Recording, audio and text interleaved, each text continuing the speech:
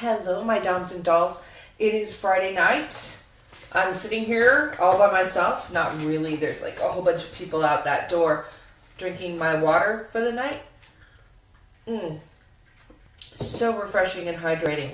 And I thought I would read you a bedtime story. This is a super long excerpt from Revenge, and let's hope that I can see in the low light that it takes to make me not look 80 years old. All right, here we go. This is your bedtime story. Are you going to kiss me? Her heart seemed to race in her chest as she turned her eyes up to look at him. He really was a lovely man. From his blue eyes to that jawline that looked as if it had been carved from marble, Drew Lawless was a walking fantasy. I thought alpha men liked to do the kissing. It was only for their cover, that was all. She wasn't sure why he was telling her that it could be something more. They didn't work on a fundamental level. It was insane to think they could. Maybe he was lonely. Just because he was a billionaire didn't mean he didn't have issues, and he was right about his brothers. They'd been the ones photographed with beautiful women on their arms. Drew hadn't been linked to anyone. I thought I would bow to the alpha female in the room, he said. I know you're not going to believe this, but I'm a little nervous. I don't want to fuck this up. Because of the case we're investigating and because I want you to like me. I told you before, I can be awkward. Am I screwing it up now? Should I just kiss you and hope it all goes right? Should I take what I want? I don't want you to think I'm some barbarian caveman who forces himself on the woman he's been thinking about. I know that's my business reputation, but it doesn't translate to my personal life. You should understand, I don't have much of a personal life. Oh, because building a billion-dollar empire hadn't left him a lot of time to date, and apparently he wasn't interested in prostitutes. Not a ton of girlfriends, then? He stepped back, a wary smile on his face as he backed down.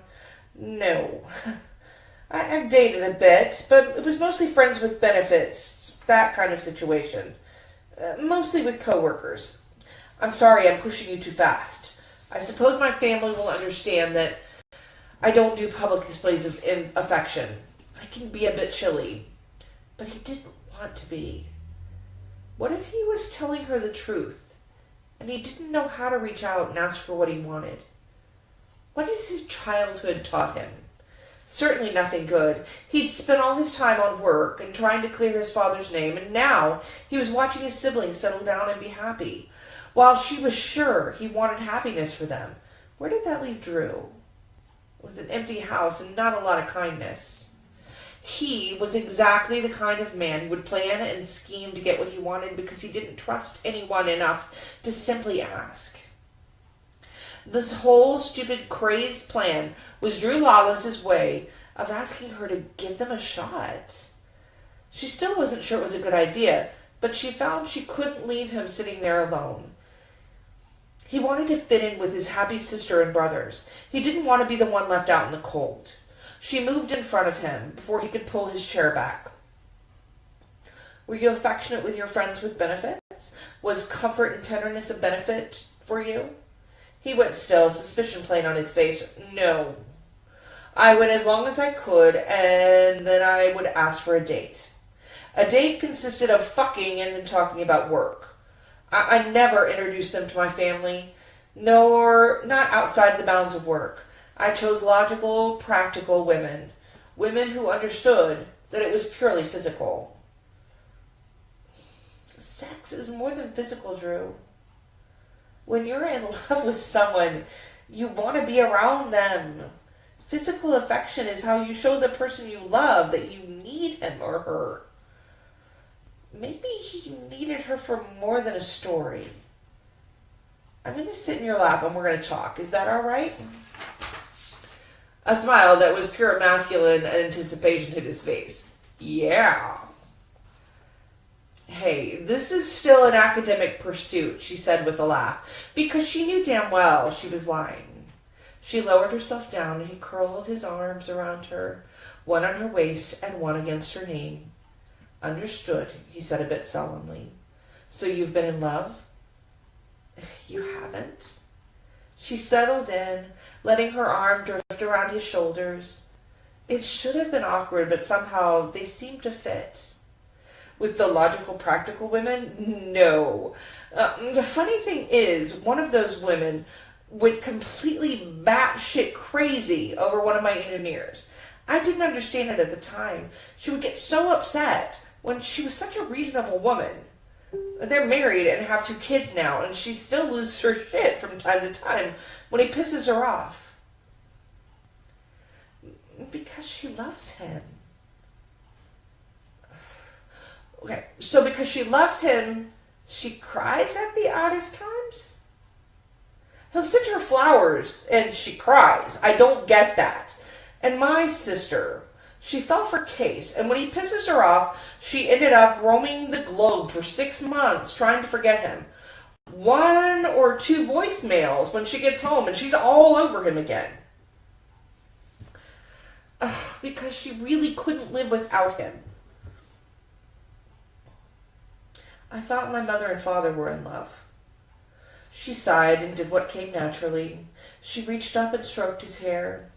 He was always the slightest bit messy, his hair the tiniest bit too long to truly be under control. I know you did. I did too when I was a child. His eyes closed like a large cat enjoying a pet. Your parents didn't stay together? I thought you knew everything. His eyes opened slightly. I would rather hear it from you. He'd been open with her. She couldn't pay that back by withholding, and besides, she dealt with it long ago. She cuddled against him, her arms tightening around like a general grabbing any victory. His arms tightening around like a general grabbing any victory he could. How long had it been since she felt needed? Since she'd felt the twist of desire deep in her soul? My dad left when I was a kid. My brother and I got the big sit-down talk. The one about how it wasn't our fault and he would always be our dad. But he needed to find himself. Blah, blah, blah. He and Mom got married too young, and he couldn't possibly be a good father until he was happy with who he was. Apparently, that took a 20-year-old waitress. From what I understand, he's a pretty good father to their kids. So he remarried and had more kids, and expected you all to get along? Ha! I'd never met them, she explained, a wistful tone in her voice. He came to see us a couple of times after the divorce, but he moved to Florida after he married. And then we got cards for a while. He sent me $100 when I graduated. My mother murdered my father and tried to kill me. Then shot my brother. He was so competitive. You win. His hand moved along her leg, but there was something soothing about it. Sorry, I wasn't trying to win. I guess I was trying to say we have something in common. Really shitty parents. Not at all.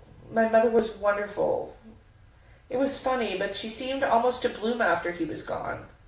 She didn't date much, but she seemed to enjoy herself. She threw herself into work and me and my brother and her girlfriends. I miss her. I miss my brother. You're alone, he said. I think that would be the worst thing to be. I don't know what I would have done if I hadn't had Riley and Bran and Mia to think about. I couldn't give up because they needed me. I wasn't too young when I lost her. I was an adult and she was sick for a long time. And it didn't make it easier. It just meant I accepted it more quickly. Losing my brother still aches. And talking about them made her realize how much she missed having a family. If there were any way to prove that Patricia had him killed, I would do it, he said. You have to know that. She did. And you should know that I'm going to write the absolute best story I can. I'm going to be discreet, and I'm not going to make it sensationalized. People should know that your father wasn't the monster they made him out to be.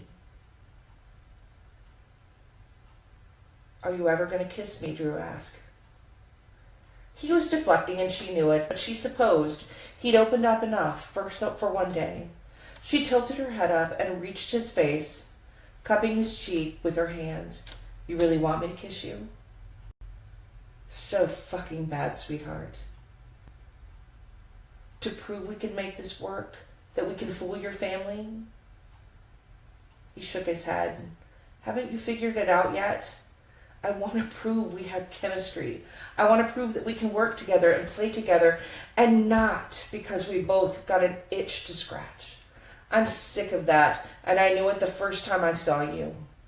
I want to be the reason you need, Shelby.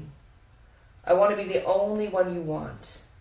I'm willing to take the risk that you'll use me for the time we have together because I want you that badly. So kiss me because you want to. Kiss me because it's part of your cover. I don't care why, as long as you kiss me. So, obviously, he totally wants to kiss her. And they might do some more. So that is a little preview of Revenge, and I hope you enjoy your nighttime bed story. Everybody sleep sweet. Thank you.